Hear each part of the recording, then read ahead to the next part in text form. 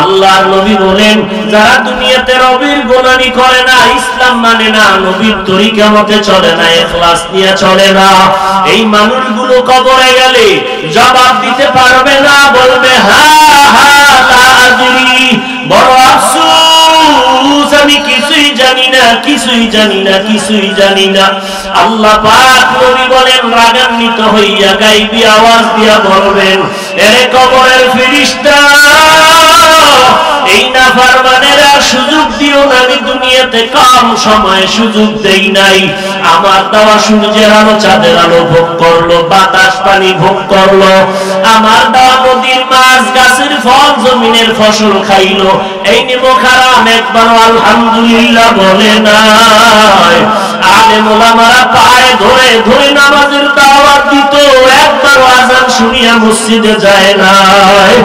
এখন আর সময় দিও না, এখনই তাড়াতাড়ি জাহান্নামের বিছানাটা কবরে দাও, জাহান্নামের সাথে রাস্তা বানাইয়া দাও। কবরের ভিতরে একটা না দুইটা না 70 থেকে 99টা সাপ কবরে সে ভরে যাবে। সাপের জবান খুলবে আর বলবে, নাফরমান, আল্লাহর অর্ডারে আসি তোকে আঘাত করার জন্য, যেদিন নিষেধ না করবে ততক্ষণ তোকে আঘাত করতেই থাকবো। আল্লাহর নবী বলেন, আমার আল্লাহ রাগান্বিত হইয়া বলবেন, ও কবরের মাটি, এই গুনাহগার নাফরমানের দুই পার্শ্ব থেকে জোরে জোরে চাপ দাও। এত জোরে জোরে কবরের মাটি তোমাকে আমাকে চাপ দিবে, চাপের কারণে পাঁজরের হাড় চুরমার হয়ে যাবে। এই কবরের ভিতরে আযাব সহ্য করার শক্তি কারো নাই রে গোলাম। ও বৃদ্ধ বাবাজি, ও পর্দার আড়ালের মা বোনেরা, ও যুবক, একটা মশার কামড় সইতে পারো না রে বাবা, একটু চোখ দুইটা বন্ধ করে চিন্তা করো, একটা মশার কামড় সইতে পারি না, কবরে গিয়া কেমনে মাটির চাপ সহ্য করব, একটা পেটের বাড়ি সইতে পারি না, দুনিয়াতে সূর্যের গরম সইতে পারি না, বড় কষ্ট হয়। আল্লাহ না করুক গুনাহ দিয়ে যদি কবরে যাই, ওই কবরে জাহান্নামের আগুনের গরম কেমন করে সহ্য করব? ও আল্লাহর বান্দারা, আল্লাহর কোরআন কি মিথ্যা মনে করেছো? নবীর কথা কি মিথ্যা মনে করেছো রে বাবা? আজ পর্যন্ত একটা ভুল কেউ বের করতে পারে নাই।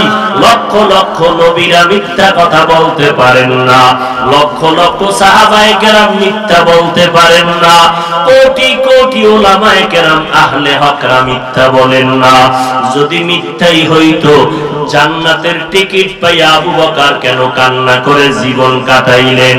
ওমরের মতো বান্দা জীবন ভর কেন কান্না করলেন? ওসমান রাদিয়াল্লাহু তাআলা আনহু কবরের কিনারা দিয়া গেলে হাউ মাউ করে চিল্লাইয়া কান্না করতেন। হযরত আলী কেন কান্না করলেন? অতএব বাবা, আল্লাহ বলেন কাঁদো, নবী বলেন কান্না করো, যদি কান্না না আসে বাহানা করো, তাতেও সওয়াব হবে। ও আল্লাহর বান্দারা, গুনার কারণে দিলটা আজকে পাথর, শক্ত দিল নরম হয় না, চোখে পানিও আসে না, কপাল বুঝি খারাপ। আজকে গুনার কারণে আমার জীবনটা নষ্ট করে ফেললাম। আল্লাহ ডাকতেছেন, বান্দা তওবার দরজা দিয়ে ডাকতেছি, আয় জীবন ভর যত অন্যায় করেছো আমার দরবারে তওবা করো, দুই ফোঁটা চোখের পানি ছেড়ে কান্না করো। মদিনার নবী বলে, জাহান্নামের আওয়াজ কানে আসলে মাওলার কাছে কান্না করো আর ক্ষমা চাও, কারণ এই জাহান্নাম বড় ভয়ঙ্কর, একটা সেকেন্ডের আযাব সহ্য করার শক্তি কারো নাই। قال النبي صلى الله عليه وآله وسلم ألا إن شر الشر شرار العلماء وإن خير الخير خيار العلماء। পয়গম্বর বলেন, হে উম্মত সাবধান, জমিনের মধ্যে এমন এক দল উলামা থাকবে, তারা হলো সবথেকে খারাপ। আবার একদল উলামা থাকবে, তারা হলো জমিনের মধ্যে সবথেকে উত্তম ভালো। আপনাদের অন্তরে প্রশ্ন আসতে পারে, উলামায়ে আহলে হক, উলামায়ে কেরাম মানুষের কাছে উম্মতের মধ্যে শ্রেষ্ঠ, এই কথাটা বুঝে আসলো, কিন্তু উলামায়ে কেরামদের কেন নবী খারাপ বললেন এটা তো বুঝে আসে না। 2-4-5 সেকেন্ডে তার জবাব, নবী কেন উলামাদের একদলকে খারাপ বললেন, তাও আবার তাকিদ দিয়ে বললেন। আবার তাকিদের আগে সাবধান সংকেত দিয়ে বললেন, রেড সিগন্যাল লাগাইলেন, আলা সতর্ক সাবধান, ইন্না নিশ্চয়ই। তাকিদ দিয়ে বললেন, জমিনের মধ্যে একদল খারাপ হবে, তাদের নাম উলামা, আবার একদল ভালো হবে, তাদের নাম উলামা। যারা খারাপ তাদের নাম হবে উলামায়ে আহলে বাতিল, আর একদল যারা উলামাদের মধ্যে ভালো হবে তাদের নাম হবে উলামায়ে আহলে হক। একদল কি বাতিল, আর একদল। উলামাদেরকে নবী খারাপ বললেন কেন?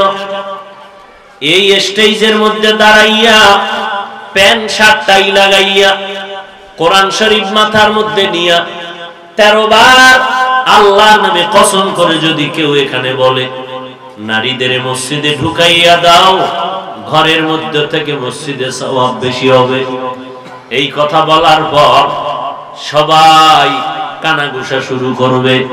এই মানুষগুলো কি পাগল হয়ে গেল নাকি? এরা উল্টা পাল্টা কথা কেন বলে? একজনে বলে কোরআন মাথায় কসম খাইছে, উল্টা কেন বলে? ওদের কসমের মধ্যে ভেজাল আছে, ওদের উদ্দেশ্য খারাপ।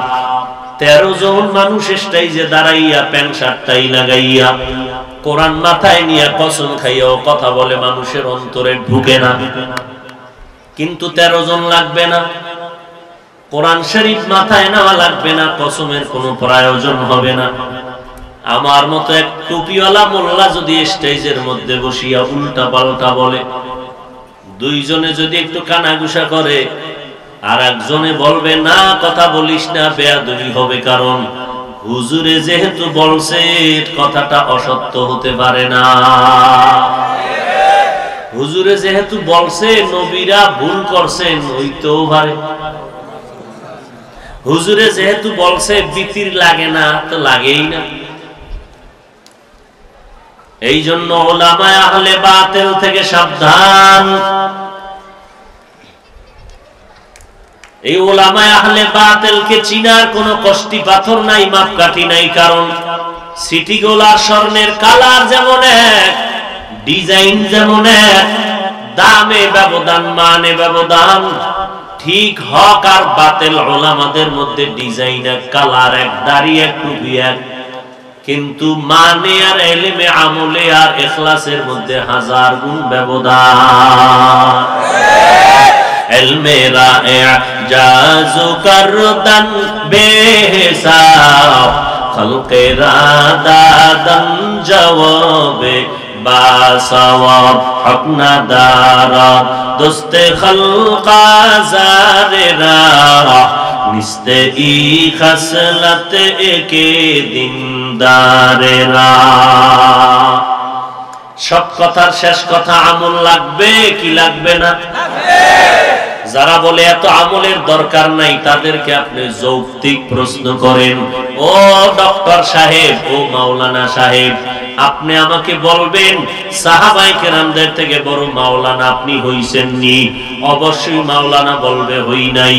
সাহাবায়ে কেরামদের থেকে বড় মুফতি সাহেব আপনি? বলবে না। সাহাবায়ে কেরামদের থেকে বড় ইলমওয়ালা তাকওয়াওয়ালা আপনি?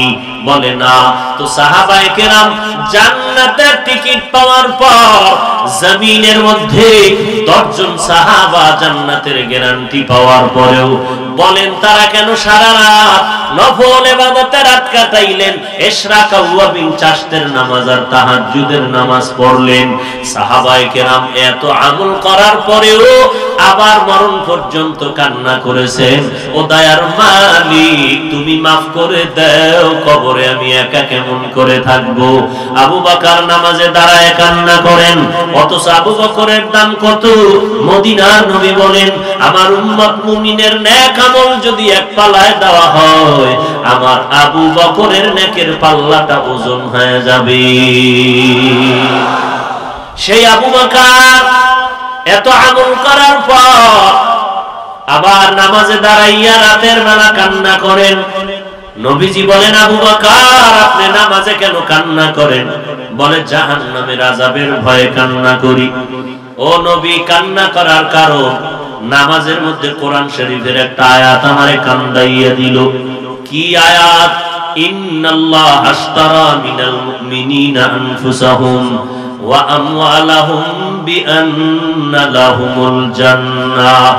আল্লাহ পাক বলেন, নিশ্চয়ই আমি মুমিনের জান মাল কিনে নিয়েছি বিনিময়। নবী বলেন, আবু বকর খুশির খবর, এত সুন্দর আনন্দের খবর পেয়ে কেন কাঁদে? আবু বকর বলেন, পয়গম্বর আমার কান্নার কারণ আল্লাহ এমনি আবু বকরের এত দামি বানায় নাই। যখন নবীর ইন্তেকাল হয়ে যাবে, ইযা জাআ নাসরুল্লাহি ওয়াল ফাতহ ওয়া রাআইতান নাসা ইয়াদখুলুনা ফি দীনিল্লাহি আফওয়াজা, নবীকে আল্লাহ আয়াত নাযিল করে বললেন, বিজয়ের সময় আপনার হে নবী দলে দলে দলে দলে বিধর্মীরা কালেমার পতাকা তলে ডুবতেছে। সাহাবায়ে কেরাম খুশি, সব মুসলমান হয়, দলে দলে মানুষ কালেমার পতাকায় ঢুকে, মানুষগুলো তওবা করে, চতুর্দিক থেকে শুধু বিজয়ের আওয়াজ আসতেছে, মুসলমানের বিজয়। সাহাবায়ে কেরাম খুশি হয়, আবু বকরের মতো বান্দা চোখের পানি ছেড়ে কান্না করে। সাহাবায়ে কেরাম বলেন, আবু বকর খুশির সংবাদ আসলো, ইযা জাআ নাসরুল্লাহি ওয়াল ফাতহ ওয়া রাআইতান নাসা ইয়াদখুলুনা ফি দীনিল্লাহি আফওয়াজা। এত সুন্দর খুশির খবর পাইয়া আমরা সবাই আনন্দে আছি, আপনি কেন কান্না করেন?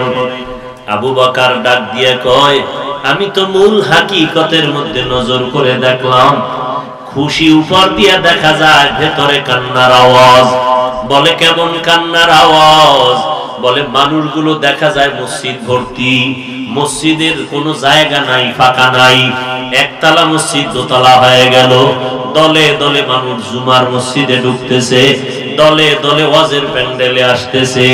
কিন্তু হাকিকতের মধ্যে নজর করে দেখলাম, এই মানুষগুলো শুধু জুমা পড়ে মানুষকে দেখানোর জন্য, অন্তরের মধ্যে কোনো মহব্বত নাই, অন্তরের মধ্যে রাসূলের সুন্নাত নাই। এমন কি অবস্থা যে জুমার মসজিদে আসিয়াও সালামটা ফিরাইয়া দৌড় দেয়, পরের 4 রাকাত সুন্নাত নামাজটাও তারা পড়ে না।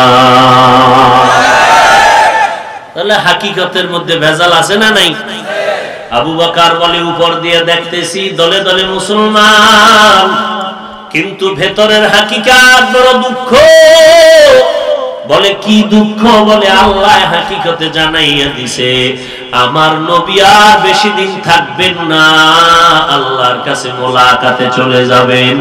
আমার নবীকে হারাইয়া আমি আবু বকর এতিম হয়ে যাব, আর ওই সময় আর নবীর চেহারা দেখতে পারবো না। যে নবীর চেহারা মুবারকের দিকে তাকাইলে ক্ষুধা নিবারণ হয়ে যায়, যেই নবীর চেহারা দেখলে কলিজা ঠান্ডা হয়, ওই নবীরে যদি দেখতে না পারি, কাকে দেখে কলিজা ঠান্ডা করে ফেলবো? এই দুঃখের কারণে আমি কান্না করতেছি। আবু বকর নামাজে দাঁড়াইয়া কাঁদেন। নবী বললেন, খুশির সংবাদ পড়িয়া কেন কাঁদেন?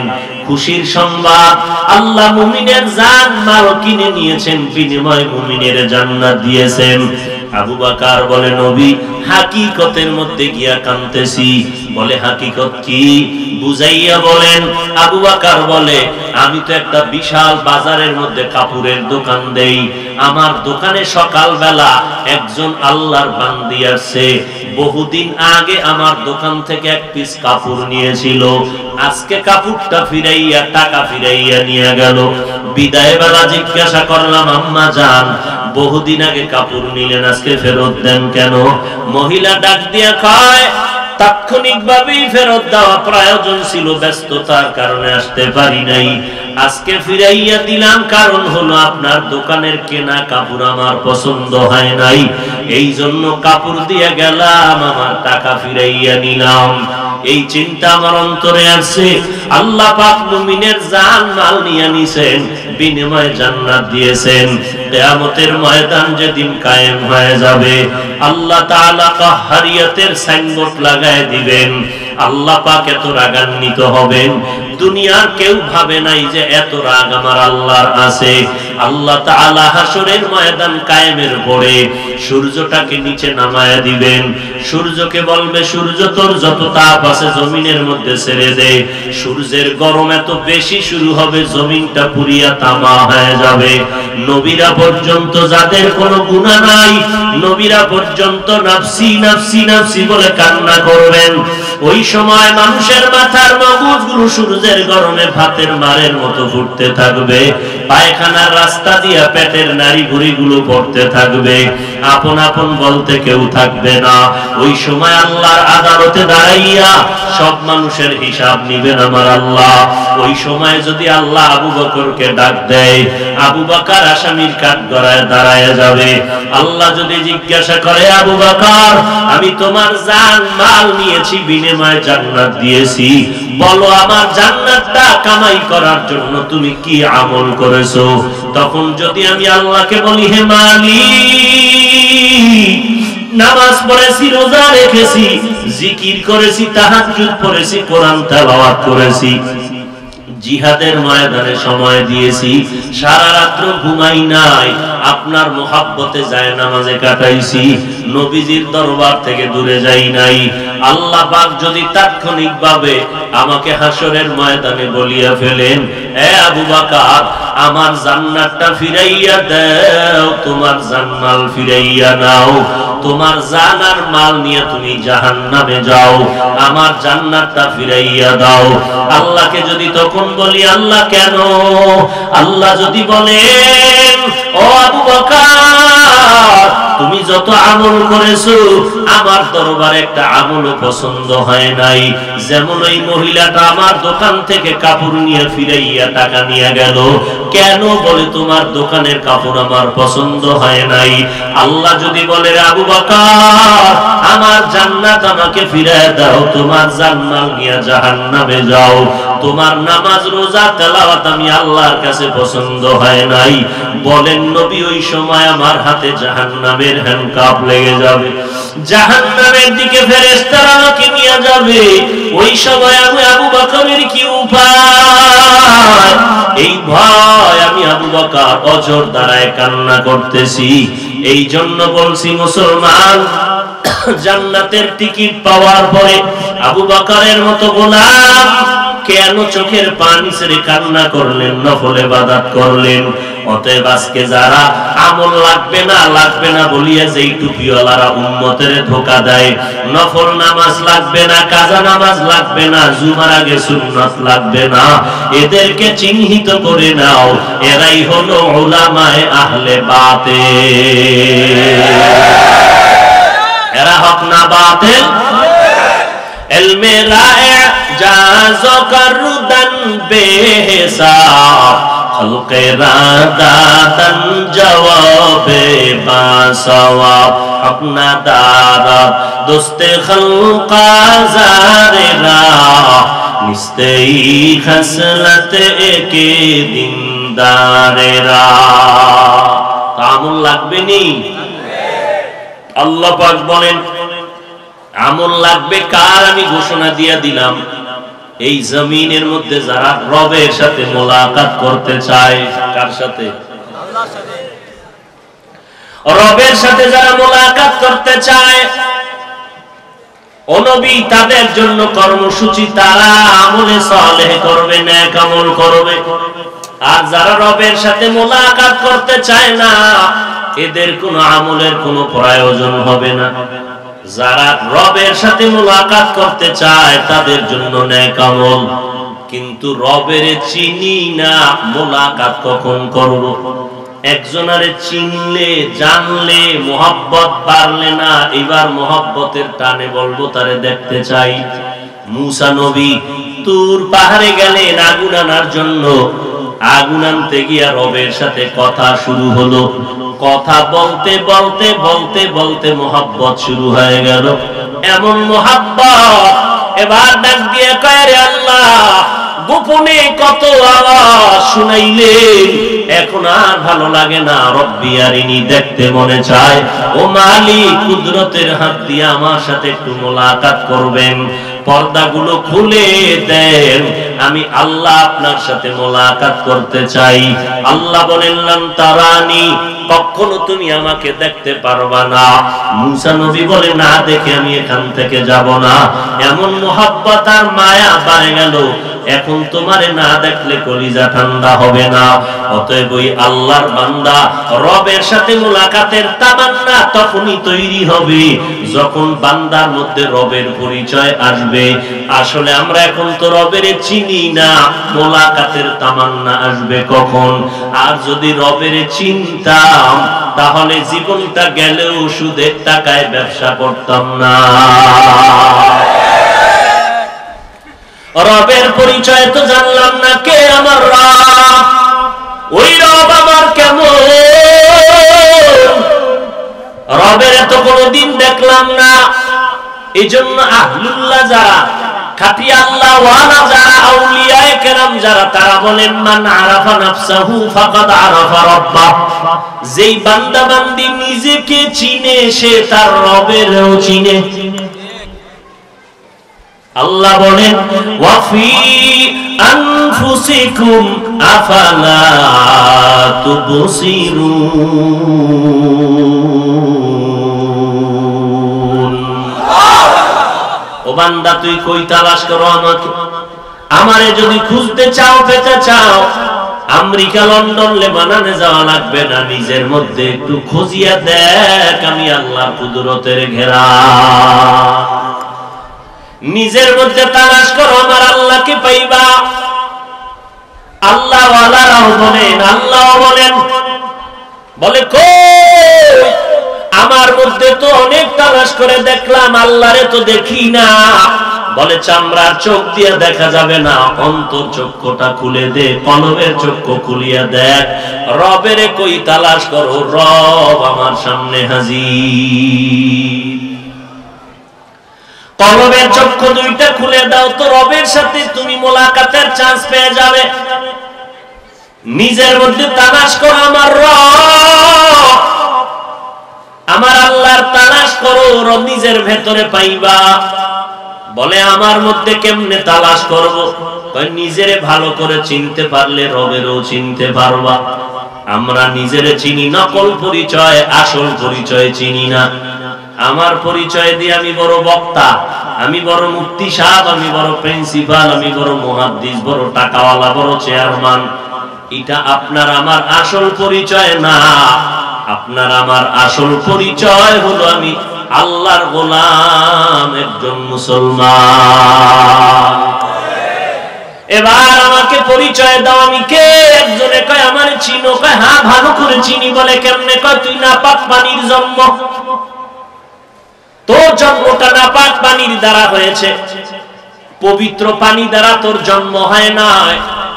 তোর সৃষ্টি হয়েছে নাপাক পানি, পবিত্র পানিটাও না। আল্লাহ তাআলা ফেরেশতার মাধ্যমে শোধন করে করে 40 দিন ওই পানি রক্ত, ওই পানি গোশত, ওই পানির হাড্ডি, আবার ওই পানির মধ্যে হাড্ডির উপরে গোশত দিলেন। ওয়ালাকাদ খালাকনাল ইনসানা মিন সুলালাতিন মিন তিন ثم جعلناه نطفة في قرار مكين ثم خلقنا النطفة علقة فخلقنا العلقة مضغة فخلقنا المضغة عظاما فكسونا العظام لحما ثم أنشأناه خلقا آخر فتبارك الله أحسن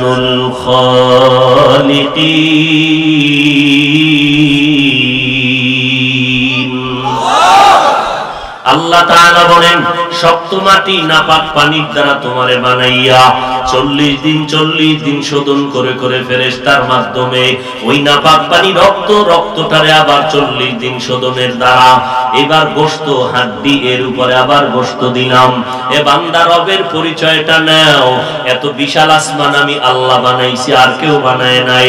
এই আসমানটা যিনি বানাইছেন তিনি আমার যেমন রব, আমারও যিনি বানাইছেন তিনিও আমার রব। সূর্যটারে যিনি বানাইছেন তিনি আমার যেমন রব, আমার যিনি বানাইছেন তিনি সেই একই রব। নজর করে দেখছো রে গোলাম, এ জমিন থেকে 500 বছরের দূরত্ব প্রথম আসমানটা 500 বছরের মোটা, এর উপরে আবার খালি জায়গা 500 বছরের ফাঁকা, এরপরে আবার দ্বিতীয় আসমান 500 বছরের মোটা। এই রকম উপরে 7টা মহাশূন্য, 7টা আসমান আল্লাহ বানাইছেন, 7টা জমিন বানাইছেন। ও বান্দা নজর করে দেখছো, এত বিশাল আসমানটা আল্লাহ বানাইলেন, এত বিশাল 7টা আসমান মহাশূন্য আর জমিন 7টা। আল্লাহ বলেন আমি এগুলো বানাইতে 6 মাস সময় লাগাই নাই, ফি সিদ্দাতি আইয়াম, মাত্র সময় লাগাইলাম মাত্র 6 দিন। কয়দিন? এই 6 দিনের বানানো আসমানটা আমি যেইভাবে সেটিং করে দিলাম ওইভাবে আছে, নড়াচড়াও করে না, একটা নিচের থেকে খুঁটিও নাই, উপর থেকে রশি দিয়ে কোনো টানাও দেই নাই। এইভাবে সুন্দর করে আমি সেটিং করে রাখলাম। নজর করে দেখবি কেউ না, তিনি হলেন আমার রব। অথচ বান্দা নজর কর, এত বিশাল আসমান জমিন বানাইলাম মাত্র 6 দিনে, আর তোর মতো বান্দাটা মায়ের গর্ভে নাপাক পানির থেকে আমি আল্লাহ মায়ের গর্ভে বানাইতে 6 দিন আর 6 ঘন্টা না, তোর মতো বান্দাটারে বানাইতে সময় নিলাম 6 মাসের উপরে। এত বিশাল আসমান বানাইতে সময় নিলেন 6 দিন, আর আপনার আমার মতো 1 কেজি ওজনের বান্দাটারে মায়ের গর্ভে বানাইতে সময় নিলেন 6 মাসের উপরে। কারণটা কি একটু চিন্তা করা দরকার। এই চিন্তা করার মতো আকল জ্ঞান আল্লাহ গরু ছাগলের দেয় নাই, আল্লাহ মানুষকে মেধা দান করেছেন। এজন্য আল্লাহ পাক বলেন আফালা তাকিলুন আফালা তুবসিরুন আফালা তাতাফাক্কারুন। ও বান্দা, কেন একটু গবেষণা করো না, কেন চিন্তা করো না, কেন আমার কুদরতের দিয়ে তাকাইয়া দেখো না রে গোলাম। এত বিশাল আসমানটা বানাইতে সময় নিলাম 6 দিন, তোমার মতো বান্দা বান্দি মায়ের গর্ভে বানাইতে সময় নিলাম 6 মাসের উপরে। ও বান্দা, কেন জানোনি? আমি আল্লাহ তোরে বড় আদর করে বানাইছি। আমি আল্লাহ, আমি রব, আমি তোমার এমন রব। আমি আল্লাহ কেমন আদর করে বানাইছি, আস্তে আস্তে আস্তে আস্তে করে বানাইয়া আমি আল্লাহ তোমার সুন্দর চেহারাটা কুদরতের হাত দিয়া বানাইয়া দিলাম। এমন সুন্দর চেহারা বানাইছি, সারা দুনিয়ার মানুষগুলো এক জায়গায় জমা কর। একই মায়ের বাচ্চা 5টা, 2টা মেয়ে 3টা ছেলে, 2টা ছেলে 3টা মেয়ে। নজর করে দেখ, কারো চেহারার সাথে কারো চেহারার মিল নাই, কারো কণ্ঠের সাথে অন্যের কণ্ঠের আওয়াজে মিল নাই। আমি আল্লাহ এত সুন্দর করে বানাইয়া প্যাকেটের মধ্যে প্যাকেট দিয়ে কাভারিং করে দিলাম। বিন্দু থেকে বিন্দু বাতাস ঢোকার আমি সুযোগ দেই নাই। দুনিয়াতে আসার পরে বান্দা তুই কি খাবি, আমি আল্লাহ খানার আয়োজন করে দিলাম। এত সুন্দর খানার আয়োজন। দুনিয়ার মানুষ বাচ্চার জন্য আম্মা জান সুজি পাকায়, সুজিটার জন্য চিনি লাগবে, দুধ লাগবে, লবণ লাগবে, গরম করা লাগবে, পানি লাগবে, চুলা লাগবে, পাত্র লাগবে। এই সুজিটারে গরম করিয়া আবার পাত্রে ঠান্ডা করে আধা ঘন্টা পরে 2-3 চামচ বাচ্চাটারে দেয়। 4 ঘন্টা পরে অবশিষ্ট সুজি ফালাইয়া দেয়, কারণ নষ্ট হইয়া গেছে।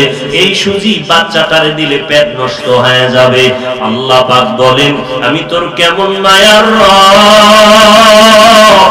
তোরে আমি দুনিয়াতে পাঠাবার আগে তোর মা বাবা কোনোদিন আমাকে বলে নাই। আমি আল্লাহ তোর মায়ের স্তনে দুধের আয়োজন করে দিলাম। দুনিয়ার মানুষ ফ্লাক্স বানায় 24 ঘন্টার বেশি গরম থাকে না, আর আমি আল্লাহ এমন সুন্দর এক ফ্লাক্স বানাইয়া তোর খানার আয়োজন করেছি। এমন সুন্দর পিওর দুধ যেই দুধের মধ্যে চিনি লাগবে না, লবণ লাগবে না, পানিও লাগবে না, আগুন লাগবে না, ঠান্ডা করারও প্রয়োজন হবে না। ও বান্দা, এই দুধ তুই 2 বছর পর্যন্ত পান করবি, কোনদিন দুধ নষ্ট হয়ে যাবে না। এরে নবীর উম্মত, আমি তোর কেমন রব? আমি আল্লাহ পাক রব্বুল আলামিন তোরে এত সুন্দর করে বানাইয়া দুনিয়াতে পাঠাইয়া দিলাম। মাকে মা বলে ডাকতে পারো না, আব্বাকে আব্বা বলে ডাকতে পারো না, তোর শুধু একটা আওয়াজ কান্নার। ওই কান্নার আওয়াজ দিয়া তুই কি চাও তোর বাবাই বুঝে না, ভাই বোনেরা বুঝে না। ওই কান্নার মধ্যে একটা রাডার তোর মায়ের ভেতরে ফিট করে দিলাম। কখন কান্না দিয়া তুই কি চাও তোর বাবাও বুঝে না, তোর মা বুঝতে পারে। কান্নার কারণে তোর মা বুঝতে পারে তুই এখন ক্ষুধার জন্য কান্না করো। তোর কান্নার আওয়াজে মা টের পায় তুই এখন ঘুমের জন্য কান্না করো। তোর কান্নার আওয়াজে মা বুঝতে পারে তুই এখন গরম লাগে বাতাসের জন্য কান্না করো। তোর ঠান্ডা লাগছে গরমের জন্য কান্না করো। এই কান্নার অবস্থাটা মায়ের বুঝার ক্ষমতা দিলাম। এখান থেকেও জীবনের একটা শিক্ষা নিয়ে নেড়ে গোলাম। একটা বাচ্চা এমন জীবনের যত আয়োজন চাওয়া পাওয়া শুধু কান্নার পুঁজি দিয়া মায়ের থেকে যদি আদায় করে নিতে পারে, মাকে বলতে পারে না মা খানা দাও ক্ষুধা লাগছে, মা বিছানা দাও ঘুম আসতেছে, শুধু কান্নার আওয়াজ, কিছুই বলে নাই মাকে, মা কান্নার আওয়াজ দিয়া সব বুঝিয়া সন্তানের আয়োজন করে দিল। ও বান্দা, ওই জীবনের প্রথম কান্নাটাও যদি জীবনে ধইরা রাখতে পারো, আর আমি আল্লাহর দরবারে ওই কান্নার পুঁজিটা দিয়ে যদি আবদার করো, কান্না করো, মা তোর কান্নায় যদি সব দাবি পূরণ করতে পারে, ওই মায়ের থেকে আমি আল্লাহর মায়া কি কম? আমি আল্লাহ 99 গুণ মোহাব্বত আর মায়া কুদরতে জমা রেখে দিলাম।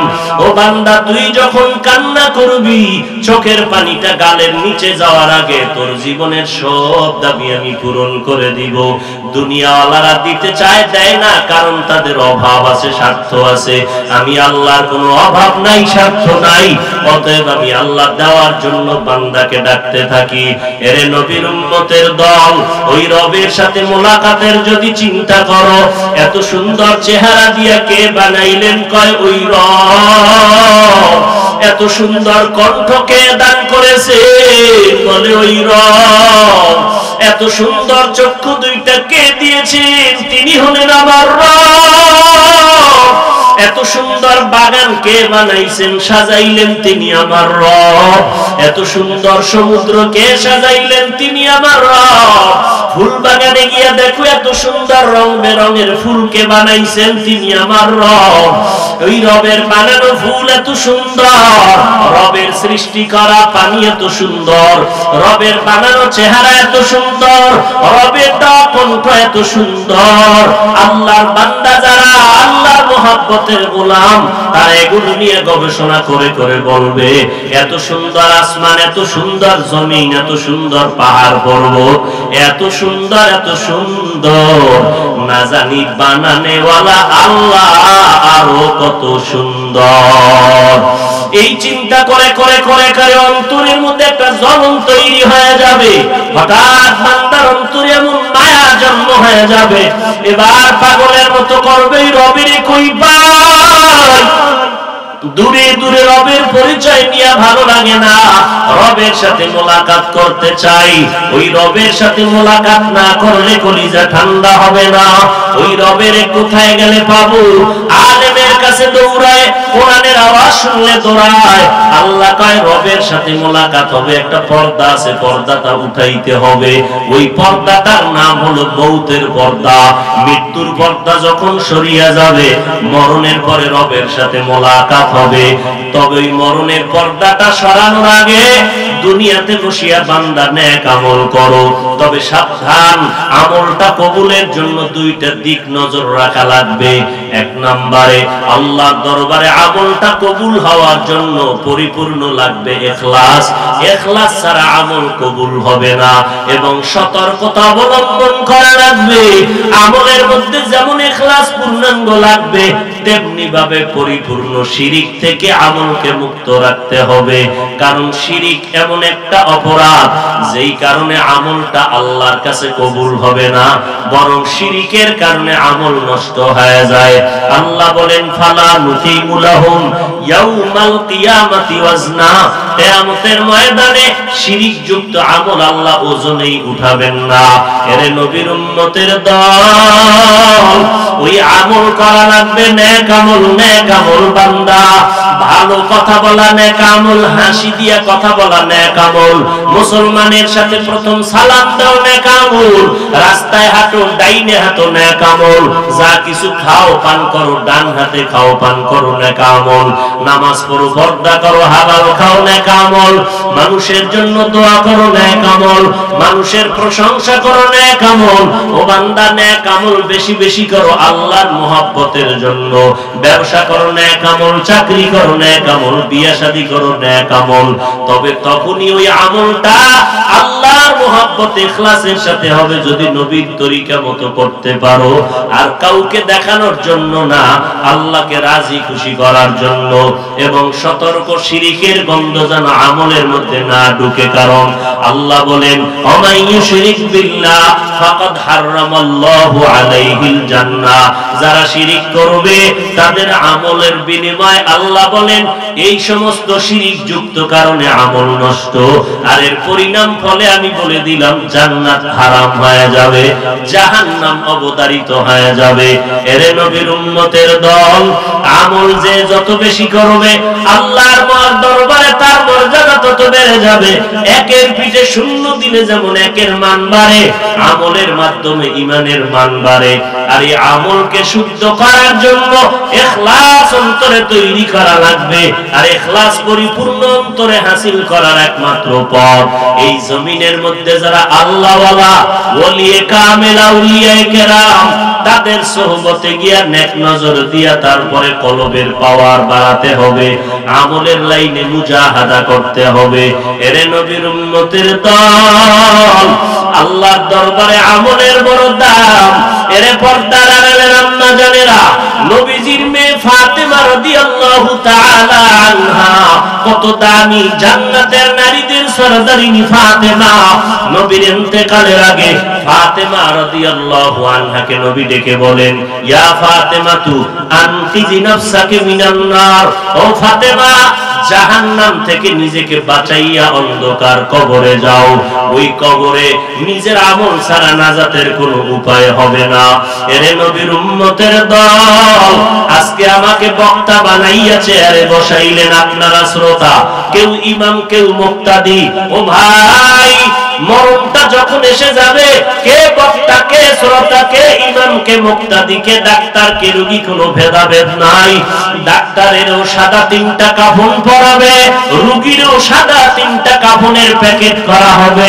আমি বক্তাটারও সাদা 3টা কাফন পরানো হবে, আপনাদেরও সাদা 3খান কাপড় পরানো হবে। ইমাম সাহেবেরও যেমন 3টা কাফন, মুক্তাদিরও তেমন 3টা কাফন পরাইয়া নিয়ম অনুযায়ী জানাজা পড়াইয়া ওই অন্ধকার কবরে যখন নেওয়া হবে, কবরের সাইজটা সমান। ইমামের কবর বড়, মুসল্লিদের কবর ছোট এমন হবে না, ওই কবরের সবার সাইজও সমান। কবরের মধ্যে রাখিয়া মাটি পাড়াইয়া পাড়াইয়া দিয়া সবাই যখন চলে যাবে, আজকে আমি চোখ বন্ধ করে দেখি আমার ডানে কত বন্ধু, বামে বন্ধু, অভাব নাই। সামনে পেছনে আমার ভক্তবৃন্দের অভাব নাই, আমার টাকা আমার বাড়ি গাড়ির অভাব নাই, ক্ষমতার দাপটের অভাব নাই। কিন্তু একবারও কি চিন্তা করে দেখছো, চোখ দুইটা বন্ধ করে মরণটা যখন আসবে, মসজিদের খাট আমার ঘরের দরজায় এসে হাজির হয়ে যাবে। আমার আপন সন্তানেরা বলবে তাড়াতাড়ি লাশটা ঘর থেকে নামাও, লাশ আমরা ঘরের মধ্যে পাহারা দিতে পারবো না। গেঞ্জিটা বেলির দিয়া কেটে কেটে রেখে দিবে। এবার কবরের বাসিন্দা বানাইয়া যখন আমাকে নিয়ে যাবে, ওই অন্ধকার কবরে ডানে মাটি বামে মাটি সব অন্ধকার। এখন ওই কবরে আমার ছেলে নাই, মেয়ে নাই, আপন কেউ নাই।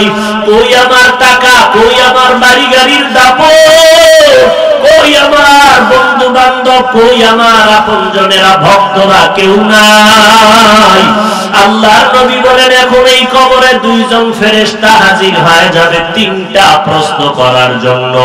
আমাকেও যেই প্রশ্ন করবে আপনাদেরও সেই একই প্রশ্ন করবে। রবের পরিচয় দাও, ধর্মের পরিচয় দাও, রাহমাতুল লিল আলামিনের পরিচয় দাও।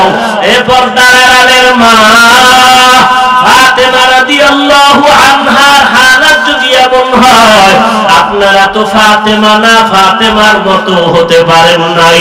যেই ফাতেমা রাদিয়াল্লাহু আনহার শরীরটা পর্যন্ত দুনিয়ার কেউ দেখার সুযোগ পায় নাই, ও পর্দার আড়ালের মা, ওই ফাতেমার অবস্থা যদি এমন হয়, নবী বলেন কবরে যাওয়ার আগে জাহান্নাম থেকে নিজেকে বাঁচাইয়া কবরে যাও। আল্লাহ বলেন ইয়া আইয়ুহাল্লাযীনা আমানু কু আনফুসাকুম ওয়া আহলিকুম নারা, জাহান্নামের থেকে নিজেকে বাঁচাও, তোমার আহাল পরিবারদের বাঁচাও। ওরে আজকে চিন্তা যদি নিজেরটা নিয়ে করি, অন্যের চিন্তা না করে যদি নিজের দিকে তাকাই, আজকে আমার কত সম্মান, কিন্তু গুনাহ দিয়ে তাকাইলে মনে হয় এই ময়দানে আমার মতো গুনাহগার কেউ নাই। গুনার কারণে আমার হাত দুইটা না পাক, গুনার কারণে আমার চোখ না খেতে পারে নাই, ঘুমাইতে পারে নাই, স্ত্রী ঘুমাইয়া গেছে, সন্তানেরা ঘুমাইছে, মা পশু পাখি মাছ সব ঘুমাইয়া গেল। আমার এই গোলাম রাতের গভীরে ওযু বানাইয়া যায় নামাজ বিছাইয়া আমি আল্লাহকে ডাকছে আর হাজিরা দিয়েছে। দেরি না করিয়া কবরে জান্নাতের বিছানাটা দাও, 3.5 হাত কবর বালাখানা বানাও, জান্নাতের সাথে রাস্তা বানাইয়া দাও। আমার বান্দা এখন আরামে ঘুমাবে, কিয়ামতের আগে তার ঘুমে কেউ ডিস্টার্ব করবে না।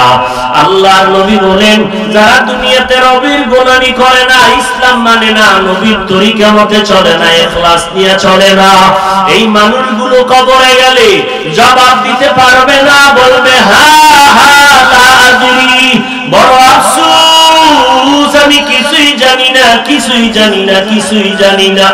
আল্লাহ পাক নবী বলেন রাগান্বিত হইয়া গায়বী আওয়াজ দিয়া বলবেন, এরে কবরের ফেরেশতা, এই নাফরমানেরা সুযোগ দিও না, আমি দুনিয়াতে কম সময় সুযোগ দেই নাই।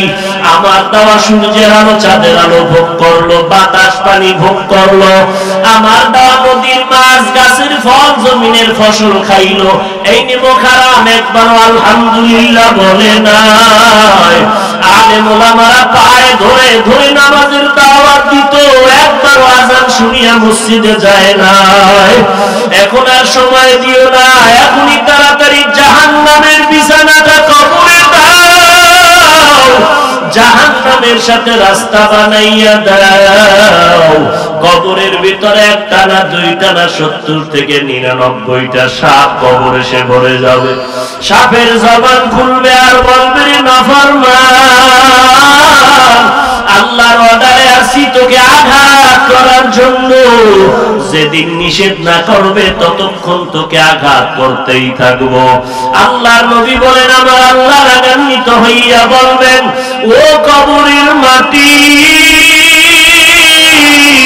এই গুনাহগার নাফরমানের দুই পার্শ্ব থেকে জোরে জোরে চাপ দাও। এত জোরে জোরে কবরের মাটি তোমাকে আমাকে চাপ দিবে, চাপের কারণে পাঁজরের হাড় চুরমার হয়ে যাবে। এই কবরের ভিতরে আযাব সহ্য করার শক্তি কারো নাই রে গোলাম। ও বৃদ্ধ বাবাজি, ও পর্দার আড়ালের মা বোনেরা, ও যুবক, একটা মশার কামড় সইতে পারো না রে বাবা, একটু চোখ দুইটা বন্ধ করে চিন্তা করো, একটা মশার কামড় সইতে পারি না, কবরে গিয়া কেমনে মাটির চাপ সহ্য করব, একটা বেতের বাড়ি সইতে পারি না, দুনিয়াতে সূর্যের গরম সইতে পারি না, বড় কষ্ট হয়। আল্লাহ না করুক গুনাহ দিয়ে যদি কবরে যাই, ওই কবরে জাহান্নামের আগুনের গরম কেমন করে সহ্য করব? ও আল্লাহর বান্দারা, আল্লাহর কোরআন মিথ্যা মনে করেছো? নবীর কথা কি মিথ্যা মনে করেছো রে বাবা? আজ পর্যন্ত একটা ভুল কেউ বের করতে পারে নাই। লক্ষ লক্ষ নবীরা মিথ্যা কথা বলতে পারেন না, লক্ষ লক্ষ সাহাবায়ে কেরাম মিথ্যা বলতে পারেন না, কোটি কোটি উলামায়ে কেরাম আহলে হকরা মিথ্যা বলেন না। যদি মিথ্যাই হইতো, জান্নাতের টিকিট পাইয়া আবু বকর কেন কান্না করে জীবন কাটাইলেন? ওমরের মতো বান্দা জীবন ভর কেন কান্না করলেন? ওসমান রাদিয়াল্লাহু তাআলা আনহু কবরের কিনারা দিয়ে গেলে হাউ মাউ করে চিল্লাইয়া কান্না করতেন। হযরত আলী কেন কান্না করলেন? অতএব বাবা আল্লাহ বলেন কাঁদো, নবী বলেন কান্না করো। যদি কান্না না আসে বাহানা করো, তাতেও সওয়াব হবে। ও আল্লাহর বান্দারা, গুনার কারণে দিলটা আজকে পাথর। শক্ত দিল নরম হয় না, চোখে পানিও আসে না, কপাল বুঝি খারাপ। আজকে গুনার কারণে আমার জীবনটা নষ্ট করে ফেললাম। আল্লাহ ডাকতেছেন, বান্দা তওবার দরজা দিয়ে ডাকতেছি, জীবন ভর যত অন্যায় করেছো আমার দরবারে তওবা করো। দুই ফোঁটা চোখের পানি ছেড়ে কান্না করো। মদিনার নবী বলে, জাহান্নামের আওয়াজ কানে আসলে মাওলার কাছে কান্না করো আর ক্ষমা চাও, কারণ ওই জাহান্নাম বড় ভয়ঙ্কর। একটা সেকেন্ডের আযাব সহ্য করার শক্তি কারো নাই। ও আল্লাহ, আমরা সবাই গুনাহগার, ময়দানে কুদরতের নজর দিয়ে দেখে আমাদের মতো গুনাহগার আর কেউ নাই রে আল্লাহ। আমরা আপনার আদরের নবীর উম্মত।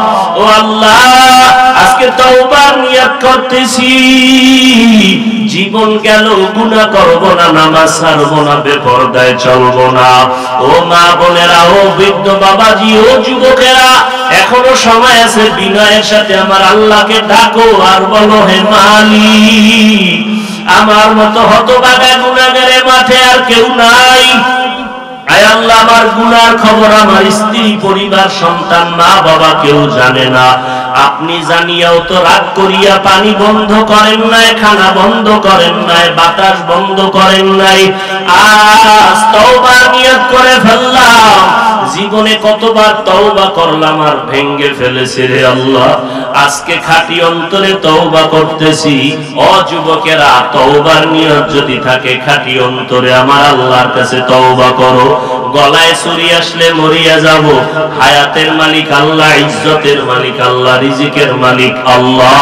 নামাজ আর কখনো ছাড়বো না, দাড়ি কাটবো না, বেপরদায় চলবো না, মা বাবার সাথে বেয়াদবি করবো না, উলামায়ে কেরামের বিরোধিতা করবো না, দেশ ও জাতির বিরুদ্ধে ষড়যন্ত্র করবো না।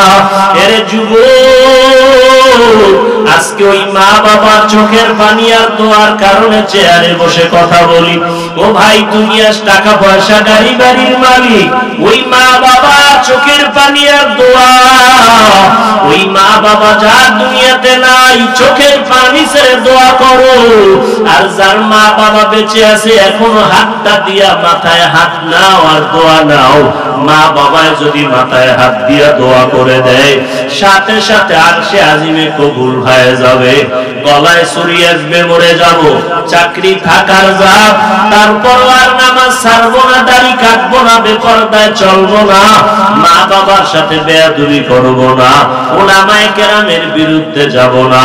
নবীর মহব্বত নিয়ে, সুন্নতের মহব্বতে খাঁটি অন্তরে তওবার নিয়ত যদি কারো হয়, মুনাফিকি যদি না থাকে, তওবার নিয়তে দুটো হাত আল্লাহকে দেখাইয়া দেই। আয় আল্লাহ, আমাদের তওবা কবুল করে নেন, তওবার উপরে মজবুত হইয়া চলার মতো তৌফিক দান করেন, আমিন। আলহামদুলিল্লাহি রাব্বিল আলামিন, ওয়াসসালাতু ওয়াসসালামু আলা সাইয়্যিদিল আমবিয়া ওয়াল মুরসালিন ওয়া আলা আলিহি ওয়া আসহাবিহি আজমাইন। ইয়া আরহামার রাহিমিন।